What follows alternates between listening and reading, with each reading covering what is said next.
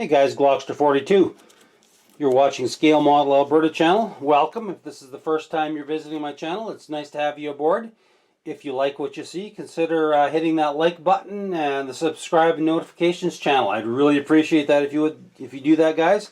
So today we're going to look at the Panzer I initial production smart kit from Dragon. It's going to be a post-build review. So stick around and let's take a look at this kit.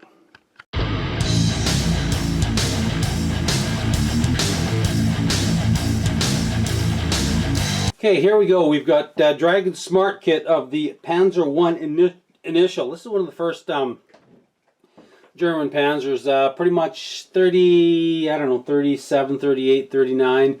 I believe it did see a little bit of combat in Poland, and I'm not sure about France and subsequently Russia. So, yeah, we'll pretend it did. Now, I picked this kit from my local hobby shop.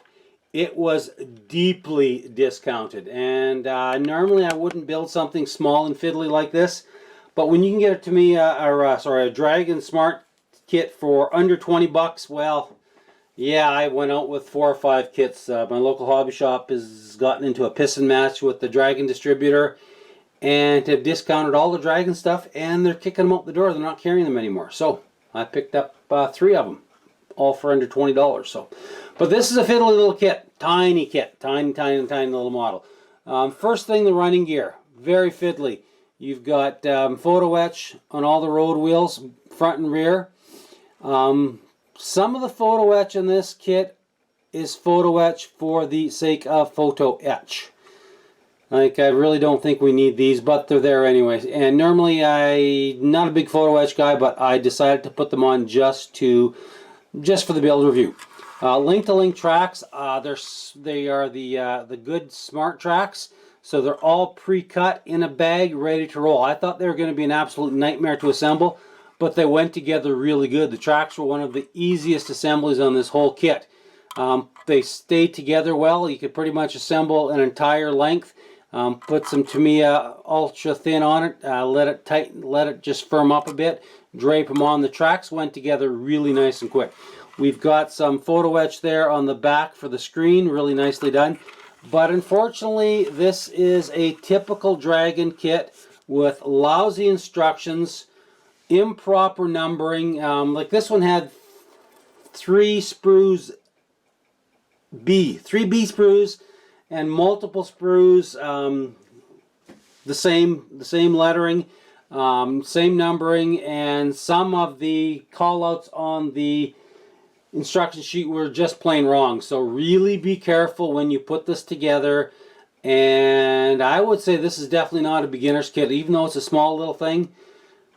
I wouldn't quite say a nightmare to put together, but it was definitely a challenge. It was a challenging kit, and the instructions made it even more so. As try as I might, I could not get these running gear to land level. You can see it's slightly, I guess you could say, high here. I couldn't get these to run even the way it's engineered. So we'll put it in a bit of I don't know, something soft. So you can see there's a bit of a rock to it, but I tried. I spent quite a bit of time trying to get the running gear sorted out. There's lots of clear parts when you don't need clear parts. Like all these periscope hatch covers are clear. They do run. They do offer the regular gray colors, which I didn't see until afterwards because there's so many sprues, so many multiple parts, and so much stuff you don't end up using. This little bar going across here with the parts they supplied you, I don't know, there's supposed to be a hole back there for it to go in. I couldn't find it, and maybe it was just me. Your mileage may differ on this kit. I found it to be fiddly, difficult. Not a true PIA, but it was close to it that I had to step away a couple of times from it and do something else. Fit is not too bad for the most part, although I did need to putty up the seam along the top here and the seam back here on the engine plate, cover on both sides along the back, and back here, were poor fit. Maybe it was just me, you know, possible, yeah, maybe it was just me. And I had a hard time getting this antenna lined up. There's no discernible spots on the fenders to get them lined up here. And this is a 1, 2, 3, 4 piece. These antenna things are 4 pieces, so that can get really fiddly to get put together. This is 2 piece. From here around is a 1 piece, and the second piece goes back here. This was probably, the antenna was probably the most fiddly, difficult part of the entire build.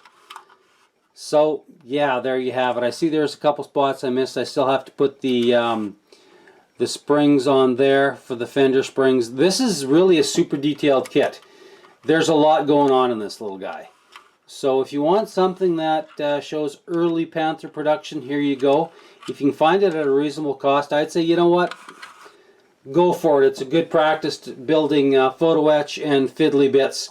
It'll really definitely challenge your model skills, and once in a while that's a really good thing, because if you don't challenge your modeling skills every now and again, you know what, you won't grow as a model builder.